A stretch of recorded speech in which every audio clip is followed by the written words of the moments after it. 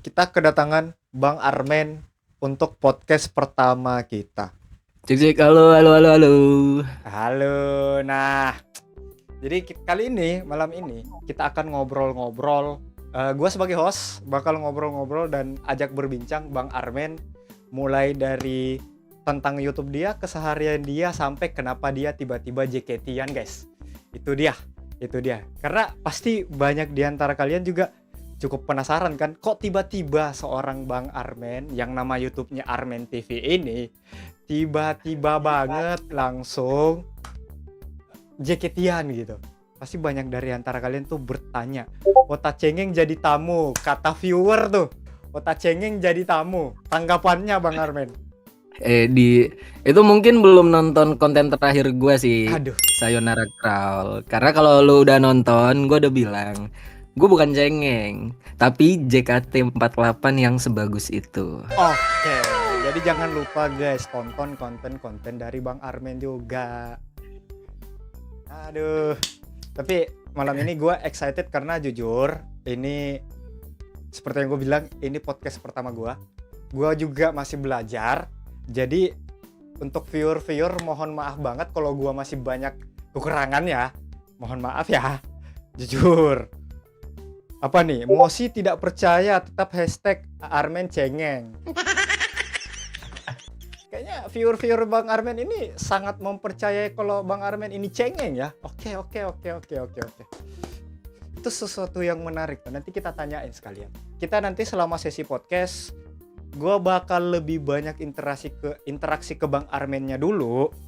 Nanti di akhir sesi, gue tetap akan membuka sesi tanya jawab bagi kalian viewer yang mau bertanya ke Bang Armen tentang apapun, silahkan ditanyakan. Mungkin dari pertanyaan pertama dari Bang Armen dulu. Sebenarnya ini Bang Armen siapa, asal mana, dan kenapa tiba-tiba ada di podcast ini? Oke, halo semuanya, halo penonton Pak Besut. Jadi aku di sini adalah nama saya adalah Armen. Di sini saya wota baru. Jadi tolong welcome dengan hangat ya teman-teman semuanya ya. Oke. Jadi di sini aku tinggalnya di Jakarta Selatan. Di sini aku kebetulan ngerantau. Dan untuk masalah apa tadi? Kenapa tiba-tiba ada di podcast ini ya? Nah, Jadi aku tuh sebenarnya memang anaknya suka ngonten banget dari dulu, dari SMA, dan kerjaanku memang ngonten. Dan kebetulan aku juga seorang pekerja kan. Jadi ngonten ini karena kalau dari aku sih hobi dan passion ya. Jadi aku nggak mau hilang aja gitu walaupun aku kerja. Jadi aku tetap konten di YouTube dengan konteksnya adalah itu tuh hobi aja gitu. Jadi aku nggak berharap ada apapun dari YouTube kayak terkenal atau cuan gitu. Awalnya itu nggak berharap terkenal atau dapet cuan. Pokoknya ini hobiku aja gitu. That's why aku bikin aku nggak enak, gue aja dah. aman, serah Gue mau gua mau aku terserah. Jadi gue akhirnya bikin konten ya udah nge-reaction video-video yang gue suka aja gitu. Karena Oke. video reaction itu pertama gampang. Terus kedua karena gue dulu TikToker ya. Awalnya gue sebelum YouTube tuh TikTok. Oke. Jadi di TikTok gue lumayan gede dulu, sempet banyak lah FYP. Dan mereka tuh bilang suka dengan ekspresi gue gitu. That's why ya udahlah reaction lah karena mereka suka ekspresi gue kan. Dan awal-awal gue nge-YouTube tuh gue cuma nonton kayak lagu-lagu. Honestly gue suka musik. That's why gue lebih suka kayak nge-reaction yang ada musik-musiknya lah, entah itu MV atau apapun itu. Dan dari situ gue pertama kali tuh nge-reaction lagu-lagunya ini kayak apa, pengamen-pengamen di Pendopo Lawas. Kalau kalian orang Jogja kalian pasti tahu. Itu lagu-lagu lawas karena dulu juga bokap gua kebetulan kan ya, bokap kan pasti udah tua ya. Jadi gua satu selera lagu sama bokap gua, yaitu kita suka lagu-lagu kayak dari Iklim, lagu Malaysia yang kayak gitu-gitu kita suka kebetulan. Dan di Pendopo Lawas itu gue juga pernah ke sana dan memang gue sukalah sama acara ngamen-ngamen di sana. Nah dari situ Abis itu gue berpindah nih, gue pacaran lah sama si Avita. Oke. Dan sampai akhirnya gue diperkenalkan K-pop oleh Avita. Oke, jadi Dan kenal gue suka K-pop. K-pop ujung-ujungnya. Nah dari situlah gue mulai berpindah market ke K-pop. Nah di K-pop pun bisa dibilang gue cukup berhasil sih karena cukup rame di K-pop. Ya udah itu gue ngonten K-pop lah. Selain K-pop juga gue anaknya kan juga suka tren ya karena Oke. kerjaan gue kan di sosial media. Oh, Jadi gue tentu ngikutin musik-musik yang lagi hype di Indonesia kayak Reza Darmawangsa. Itu subscriber gua itu juga banyak banget yang selalu nungguin kalau misal Reza Darmawangsa upload sing off baru kalau kalian tahu. siap. Nah itu gue pasti rame banget, kalian bisa cek di YouTube gua ada pokoknya 5.000, 10.000, ada yang 13.000 bahkan viewersnya. Oke. Nah itu juga cukup banyak. Habis itu Nona, pokoknya segala macam musik gue ikutin sampai pada akhirnya di tengah-tengah K-pop dan idol-idol Indonesia ini, gue lagi scroll TikTok, ketemulah Katrin. Oke. Lewat tuh, yang Katrin waktu ya. battle dance ya. Battle Dance. Katrin. Ya, di situ gue terkagum-kagum nih sama Atin nih. Wah, anjir cantik banget. Oke lah semuanya visual segala macam dan akhirnya ceritanya ini yang belum gue ceritain ke semuanya sih. Oke, coba Eh, gimana? Dari awal gue buka TikTok itu, gue honestly langsung kaget banget kalau dia tuh dari JKT48 Oke. dan gue langsung langsung ngepoin YouTube-nya JKT48. Dari Nah, situ. pas gue buka YouTube-nya itu kan lagu terakhir yang diupload itu kan Ku Bukan Idola. Oke, Andai Ku Andai Ku Bukan Idola Bukan ya. Idola. Nah, pas Andai Ku Bukan Idola itu kan thumbnailnya kan kostumnya kan warna-warni gitu ya. Lagi warna-warni banget, lagi kostum idol parah gitu. Betul. Nah, awalnya gue nggak mau bikin konten, gue nggak jadi bikin konten. Gue nggak pengen ngontenin awalnya, Oke. karena ini JKT masih sama seperti dulu dengan kostumnya yang aneh-aneh, pernak-pernik warna-warni Oke. gitu. Nah, cuman karena di situ K-pop lagi nggak ada konten, Baby Monster lagi sibuk world tour, terus aespa juga lagi nggak ada comeback. Akhirnya oke deh, gue coba deh nonton Andai Ku Bukan Idola gitu. Nah akhirnya gue bikin kontennya, gue tonton first time dan gue selalu mereaksi dengan jujur karena gue salah gue paling nggak suka kalau misal gimmick reaksi itu dibikin. Oke. Reaksi itu menurut gue harus natural. Betul. That's why gue kalau misal mungkin di sini ada viewers gue ya, kalau ada yang nge-live, ada yang media share konten atau lagu JKT48 yang pengen gue kontenin tuh gue selalu tutup kuping, nggak mau denger karena gue pengen yang natural. Nah dari situ gue jujur, gue berkata yang gue berkata negatif lah terhadap JKT48. Gue ngatain kayak anak kecil, gue nggak suka dari sisi center-centerannya. Terus dari situ sampai pada akhirnya yang awalnya gue masuk ke JKT gara-gara Atin, dari pertama kali gue ngelihat Andai Ku Bukan Idola, mata gue udah tertuju ke Kristi. Oke guys, Kristi langsung. Kalian bisa tonton ulang, itu pertama kali gue nonton JKT, gue langsung sukanya sama Kristi. Jadi memang Kristi itu bener-bener ya osi gue lah. Mencuri perhatian ya, Nggak mencuri dibuat-buat. perhatian ya. Oke. Betul. Nah sampai pada akhirnya setelah dari situ gue nonton JKT terus, kalian semakin mengenal gue dan hadirlah gue di podcast Pak Besut ini. Oke, jadi itu guys singkat cerita perjalanan Armen dari awal sampai sekarang ya. Tapi gue lebih langsung concern ke sebuah perkataan tadi sih, kalimat tadi sih. Bajunya aneh. Coba dideskripsiin dulu. Menurut Bang Armen tuh anehnya dari segi apa gitu?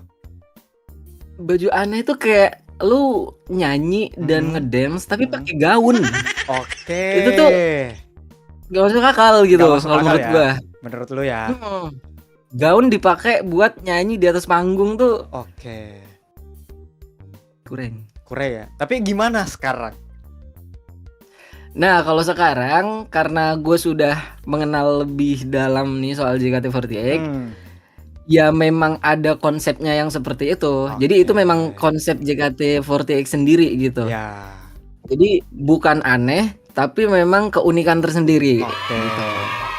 Siap. Jadi itu guys, pandangannya tentang baju yang sebenarnya ya, secara fun fact, baju pun sebenarnya di antara kita fans-fans itu masih sering jadi perdebatan kok. Ya benar. Andai ku bukan idola pertama kali rilis pun itu langsung banyak yang bikin meme bajunya tuh mirip kayak yang kayak jaring-jaring buat gosok badan itu, sabun cair yang warna-warni. Iya. Nah, itu banyak meme-nya yang keluar tuh. Jadi memang perdebatan masalah baju ini memang sering terjadi, apalagi kalau ada single-single baru. Itu pasti akan terjadi. Kalau di X itu pasti akan terjadi. Gimana? Jadi memang kalau dibilang masalah baju ini memang universal karena orang juga punya selera masing-masing juga sebenarnya. Oke. Gitu. Cuman kalau gua pribadi masalah baju ya, konsep dari 48 Group itu memang seperti itu. Baju idol tuh menurut mereka yang seperti itu gitu. Karena terbukti juga kan pada masanya Flying High naik, banyak yang kurang suka kan. Tapi secara kurang sukanya tuh karena banyak yang bilang terlalu kayak K-pop. Identitas pakai J-pop dan idol group itu hilang. Itu menurut beberapa orang. Kalau menurut gua ya, itu yang gua pelajarin selama ini ya, gitu. Tuh, ada yang komen lagi, Gordon Emas. Itu udah pernah kok. Masalah baju, masalah Issho atau Seifuku ini udah sering kita debatin kok Bang Armin. Jadi pernah kejadian di tahun berapa, itu gue lupa, itu jadi sebuah identitas dimana kayak gamis, tapi warna emas. Full. Gamis? Ya, jadi kayak full, satuan, tapi warna emas, bayangin.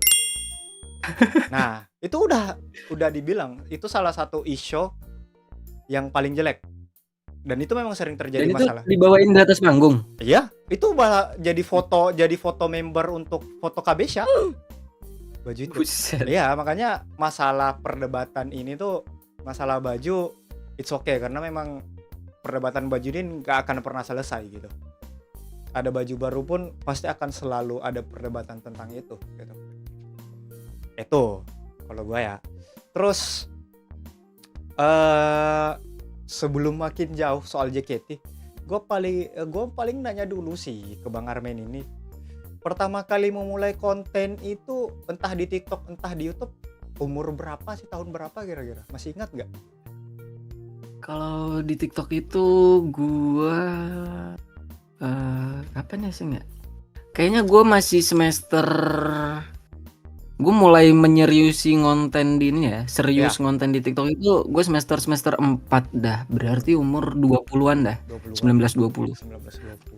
Konten pertama apa? Masih ingat nggak? Konten pertama itu konten tren. Yang ini TikTok zaman itu, kalian pasti tahu Bella Poarch. Bella siapa? Bella Poarch. Oh iya, tahu. Terus yang mukanya yang viral banget yang gemes banget. Ya. Nah, gua pertama kali konten tuh ya yang itu yang M to the B, M to the B, M to the B, M to the B, pam ceng. Nah, masih inget gue. Masih ingat ternyata. Kalau itu tahu soalnya itu viral banget, jujur itu viral banget. Dimanapun kita berada itu pasti keputar itu. Nah, ternyata itu. Terus gue mau lanjut. Apa tuh? Nah, pertama kan viral. Gue ngonten-ngonten yang viral karena yang namanya TikTok ikut-ikutan. Benar, cuman dari situ gue mikir kayak, lah terus gue siapa gitu. Kalau gue ngikut tren, lah terus gue siapa gitu. Identitas akhirnya apa? Iya betul. Akhirnya karena gue anak film, jadi di kampus tuh gue, fun fact, gue tahun 2019 atau 2020 ya, 2019 kayaknya. Gua ketua organisasi film tertua di Semarang. Damn. Nah, jadi semua film yang pokoknya semua komunitas film yang mau masuk ke Semarang itu pasti dari gua juga karena gua ketua organisasi tertuanya. Jadi ya organisasi tertua kan dihormati kan biasanya di suatu wilayah gitu. Nah, di situ karena gue anak film, akhirnya kan nggak jauh-jauh dari acting ya. Ya, Nah, di TikTok itu gue nemu satu inspirasi gue yang dia tuh kuliah di apa ya? Dia kuliah di STAN. STAN itu apa sih, akuntansi negara ya? oke. Ada namanya Francis Ayen. Hmm, Iya kan? Francis Ayen. Pokoknya dia cewek. Nah, dia tuh bikin konten POV. Nah, gue lihat konten POV ini yang paling masuk sama gue. Dan akhirnya dari awal situ sampai akhir kemarin-kemarin ini konten gue tuh lebih banyak tuh POV. oke. Dan, dan kalian kalau mau kepoin, gue berani bilang gue pede karena konten POV yang gue buat insya Allah bagus-bagus. Tuh guys, yang mau kepoin silahkan ya. Nanti kita sebar akunnya guys. Nanti kita cari tahu akunnya. Nah, itu ternyata guys awal mulanya dan ceritanya sampai sekarang gitu. Kemudian gue mau tanya lagi nih, eh selain JKT itu memang kegiatan Bang Armen ini apa aja gitu? Selain JKT, sorry, selain nge-YouTube, bikin konten dan sebagainya, kegiatan utama Bang Armen itu sebenarnya apa gitu? Sekarang ya, Ya, kalau sekarang gue masih kerja oke. kantoran lah 8 sampai 5 sore. Nah, habis itu Hmm. baru ngonten di YouTube itu kalau libur dan kalau pulang kerja. Ah. Wih, Makanya kalian yang minta video sehari upload 2 kali agak kurang ajar sih. Mohon maaf nih. jujur. Itu juga kalau gua diminta, meskipun gua nggak 9 to 5 ya, kalau gua diminta 2 konten sehari, kepala gua puyeng, jujur. Karena ngedit dan sebagainya tuh tetap bikin pusing ya guys ya. Tolong. Kasihlah kami kesempatan gitu buat istirahat gitu. Tolong. Nah, itu dia. Kalau pemicu konten gue mau tanya tadi, tapi udah dijelasin. Atin. Udah dijelasin Gua Atin. kemarin pas gua nge-live ada viewers gua yang ngasih kalimat bagus banget. Apa tuh? Siapa ya? Bang Pranata kalau nggak salah. Ah, Atin yang memulai segalanya, Kristi yang sebuah kalimat yang menarik sih kataku, karena jujur, gue juga dari segi gue yang buat gue masuk tuh bukan Alia. Yang gue buat gue masuk di jadi fans dikit itu kapten yang sekarang Freya. Oh, Freya. Nah, tapi ceritanya cukup berbeda. Dimana gue tuh jatuh cinta sama Freya bukan karena dia manis atau cantik. Dimana kan pada masanya dulu kan meme-nya bertebaran di mana-mana. Dan gue jujur nggak tertarik sama sekali. Gue bukan tipe orang yang suka konten-konten seperti itu. Tapi yang bikin gue langsung tertarik sama Freya tuh ketika dia menunjukkan bagaimana sikap dia, personality dia, cara ngomong dia di Pornhub bersama Deddy Corbuzier sama almarhum Vidi Aldiano. Di situ gue melihat seorang Freya yang umur belasan bisa ngimbangin seorang almarhum Vidi Aldiano bersama Deddy Corbuzier ngomong. Dan itu nilai plus bagi gue. Wow gitu. Tapi setelah sekian lama akhirnya memutuskan kayaknya Alia deh osi gue. Kayaknya Alia deh. Freya tuh orang menjadi pintu gue yang bakal gue hormatin sampai kapanpun aja gitu. Itu aja sih. Makanya gue juga termasuk salah satu yang bangga dan salah satu yang memprediksi bahwa Freya bakal jadi kapten. Itu udah prediksi dari jauh-jauh hari. Itu udah hari dimana Gracia ngumumin grade di konser Full House, gue udah bilang Freya yang kapten. Dan itu ada jejak digitalnya gitu. Oke. Gue suka kalimatnya, jujur gue suka. Karena kita berdua sepertinya mengalami itu gitu. Cuman gua nih jujur, kok gua melihat belakangan ini Bang Armen ini tuh kesana sini sih. Coba dijelasin dulu. Gue sih terima laporan ya tadi siang ya, Pak ada yang nambah Dedek Cica. Coba. Jadi sebenarnya dalam dunia peridolan ya, Oke. entah itu di Indonesia, di Jepang maupun di Korea, Oke. kita kan kalau menurut gue tuh seiring kita mengenal idol itu, Oke. entah itu grup atau agensi. Kalau di Korea kan kalau K-pop kan lebih luasnya agensinya ya. Misal Oke. SM gitu. Kita lebih kenal SM Entertainment, kita lebih tahu banyak soal ada di situ ada aespa, ada Twice, ada banyak lah ternyata Oke. cewek-cewek lain dan semakin kita mendalami ya kita bakal menemukan ada nih idol yang cocok juga nih buat kita nih. Ah. Nah, menurut gue sih oleng-olengan di dunia peridolan itu wajar. Oke. Tapi oleng-olengan itu kalau menurut gua eh dia itu wajar yang harus di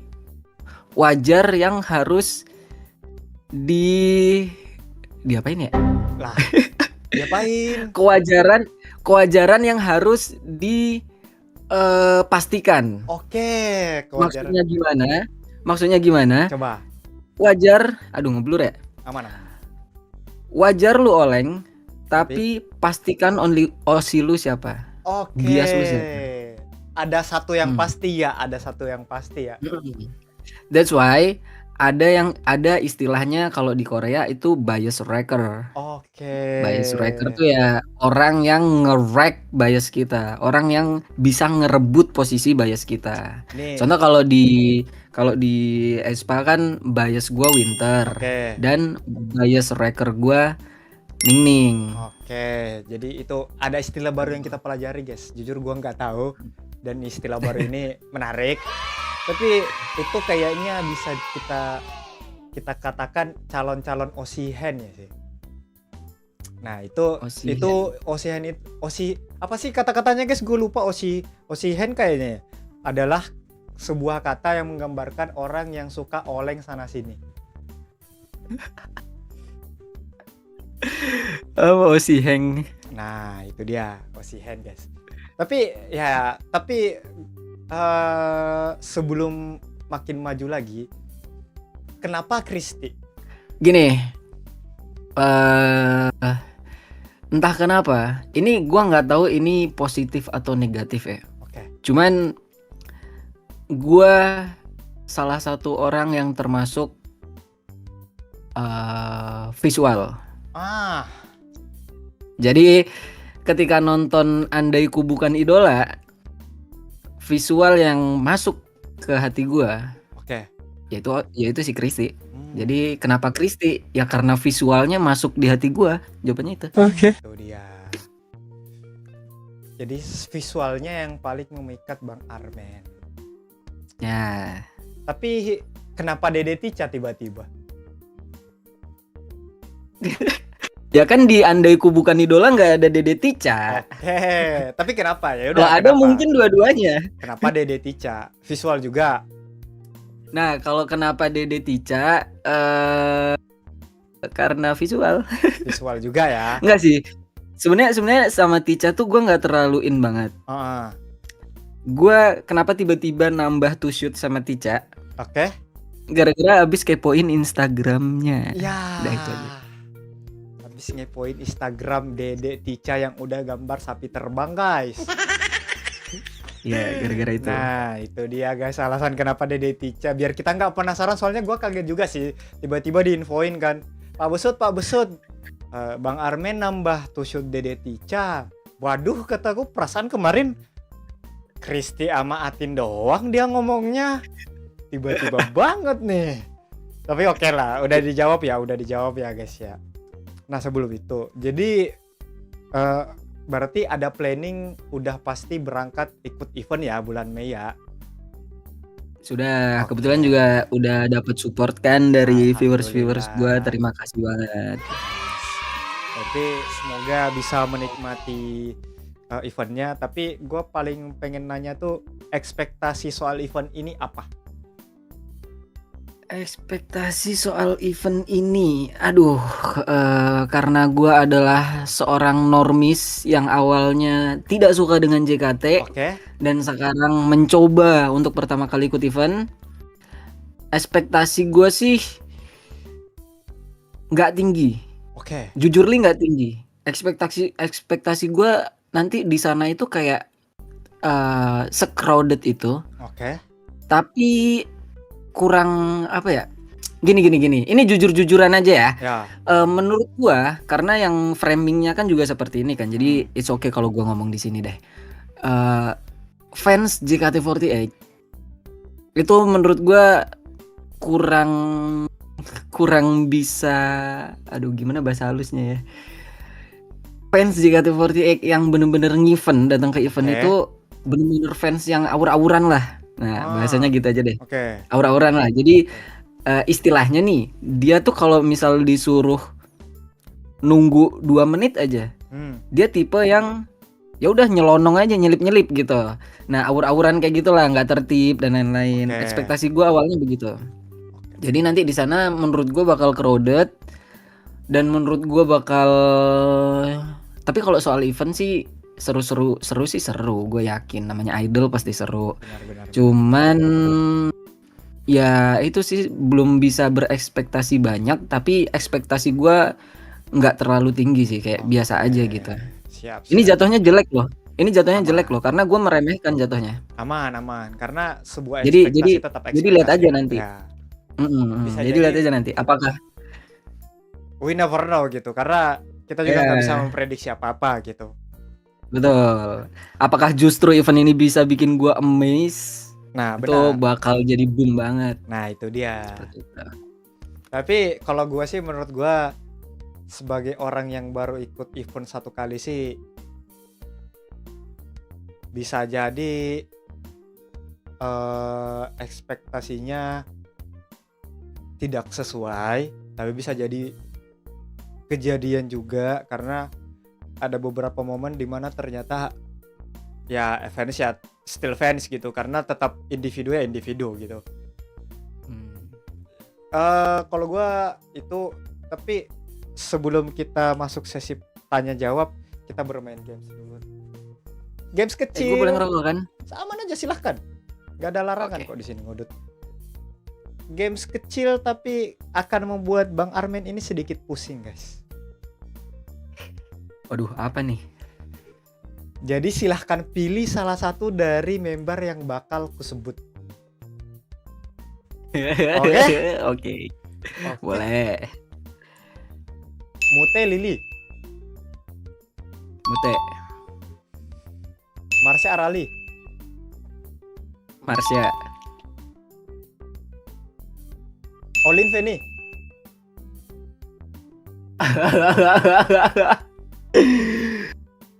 kalau dari hati gua Olin. Oke. Trisha, Anin. Kenapa Cica Anin nggak boleh dong? Nah, suka-suka gua dong. Ini dua-duanya gua mau tusut nih. Suka-suka gua dong. Cica Anin. Ayo. Untuk sekarang Anin. Oke. Untuk sekarang Anin. Icel, Kristi. Oke. Fioni, Atin. Marsha Mute.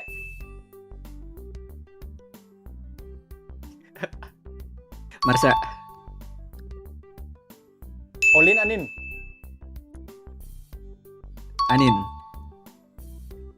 Atin, Kristi.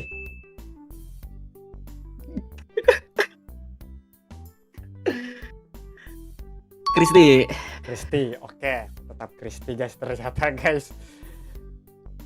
Ya udah, itu aja sih. Jadi kita bisa lihat, guys, sebenarnya tuh dia bakal milih Kristi, guys.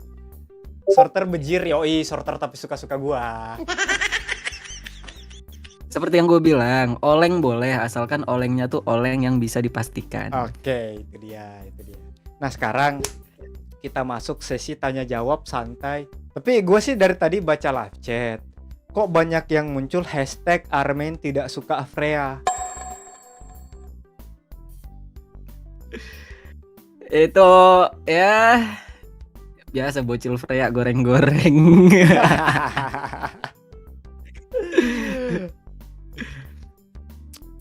Gara-gara ini Pak Besut, gara-gara main OSI Sorter gue Nah, kemarin. Terus terus. Freya tuh nggak gue pilih. Oh, oke. Oke. Sering terjadi. Kemarin aja gua main member sorter, Freya dari 1 turun ke 7 dikata-katain gua. Sering terjadi. Eh, nih dari Tatsuya, itu tuh di konten terakhir kok nangis kenapa tuh? Berarti konten Sayonara Emang lu Crawl nih. nonton? Gue jawab ya. Emang lu Tatsuya nonton Sayonara Crawl nggak nangis? Ayo lo ditanya balik lo. Kalau lu nangis berarti lu tahu sendiri jawabannya. Udah gitu doang. Tapi jujur, gua pertama kali nonton Sayonara Crawl sih nangis juga sih. Ya iya. Nangis juga sih karena pesannya itu sangat mendalam gitu. Bang, Apalagi gua yang baru kan, nah yang itu belum dia. terlalu ngeh sama pesan-pesannya. Nah, Itu aja bisa nangis, apalagi kalian semua. nah, ada pertanyaan dari Vian, Bang Armen bakal bikin vlog nggak di event dari awal berangkat sampai selesai mini live? Gue bakal bikin. Ya gue bakal bikin. Oke, bakal bikin guys. Pertanyaan dari Rumalis lagi, Armen udah lihat pas Cisani umumin grade belum? Yang Toya nendang ini air. Nah, Udah tapi lewat media share doang, belum oke. nonton full. Oke, itu Summer Fest ya? Summer Fest. Ya, Iya, Summer Fest. Summerfest yang Summer Wih, Fest. itu gue penasaran banget sih. Katanya sedih-sedihnya double di situ. Jujur Udah iya. ngumumin. Jujur iya. Jadi sebelum ke hit karena Cisani ngumumin, ada satu kejadian tuh sebenarnya tuh sedihnya eh, karena fansnya yang melakukan hal yang sangat wow. Gitu. Yang Apa tuh? membuat masa gue spoiler? Gak apa-apa. Yang hujan-hujanan. Nah, itu. Nah, itu udah diceritain kemarin, Oke. cuma kan belum nonton realnya Jadi kan. tuh memang agak ngehit kalau gua nonton itu pun bakal kena soalnya sebenarnya tuh kalau ditarik orang kan biasanya ngeliat klipnya doang kan, sebenarnya itu kalau ditarik panjang para penonton tuh udah diimbau buat naik ke tribun atau berteduh dulu biar nggak kehujanan, tapi nggak ada yang gerak, milih bertahan. Jadinya pas MC setelah di antara mau lanjut lagu berikutnya, member-member pada nangis. Gitu. Malah setelah itu baru reda nangis-nangisannya. Kena lagi double pengumuman graduation Cisani. Astaga. Jadi double hit di situ. Ya.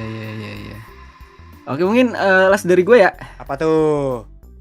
Nah, itu belum lo persilahkan tadi. Nah, itu maaf day one guys, day one. Closing. Closing. Jadi ya thank you banget buat Pak Besut udah ngundang gue jadi tamu pertama nih, sebuah kehormatan ya. Dan Thank you.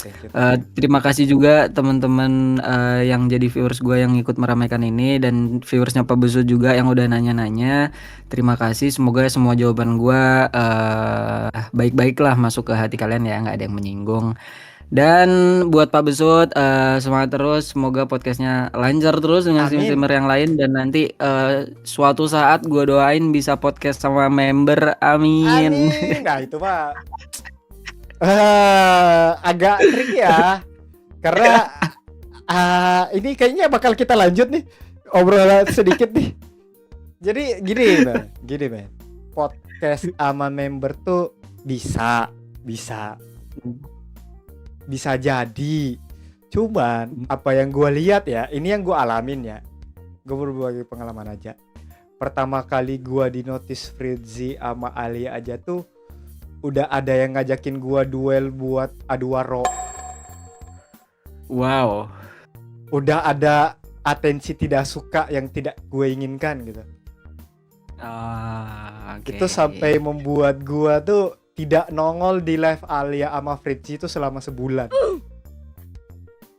Karena gue masuk ada yang nge-tag, ada artis Pak Besut di tempat Fritzy, Pak ayo adu waro. Di saat gue cuman pengen have fun di dalam live itu. Tuh. Oke. Gua mohon maaf sekali lagi Dewan. Terima kasih banyak. Terima kasih banyak. Bang Armen udah mau jadi tamu pertama gua di podcast kali ini, yang jujur gua masih banyak belajar. Gua harus konsepin lagi lebih bagus lagi. Thank you so much. Kita persilahkan buat Bang Armen, kalau memang mau istirahat silahkan. Gua kayaknya bakal ngobrol-ngobrol santai dulu sama viewer gua. Ya udah, gue pamit ya guys ya. Nah, Pamit Pak Besut. pamit, Thank pamit. you. Thank you.